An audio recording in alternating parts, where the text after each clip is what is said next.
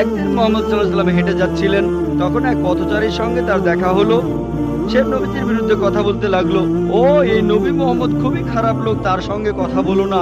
সে কিন্তু মোহাম্মদ সাল্লাল্লাহু আলাইহি ওয়াসাল্লামের সঙ্গে কথা বলছে, সে জানে না। ওই লোকটাই মোহাম্মদ সাল্লাল্লাহু আলাইহি ওয়াসাল্লাম। সে নবীজির কাছে বলল, পথে হাঁটতে হাঁটতে নবী মোহাম্মদ খুবই খারাপ লোক, তার কথা শুনো না, তার কথা শুনলে বিপর্যয় হয়ে যাবে, সবার জন্য খারাপ হবে, ইত্যাদি ইত্যাদি। গানটাতে এই কথাগুলি বলা হয়েছিল। লোকটা নবীজিকে বলল, তবে আপনি খুব ভালো মানুষ, আর আপনাকে সাবধান করছি, ওই মোহাম্মদ লোকটার কথা শুনবেন না সাল্লাল্লাহু আলাইহি ওয়াসাল্লাম। সে ভণ্ড, নাউজুবিল্লাহ। সে খুব খারাপ মানুষ, নাউজুবিল্লাহ। এরকম আরো অনেক কথা। তবে নবীজিকে বলল, আপনি খুব ভালো মানুষ, আপনি দয়ালু, আপনি পরোপকারী, আপনার নামটা জানতে পারি? নাম শুনে বলল, কি? আপনি কি বললেন? আমি কি ঠিক শুনছি?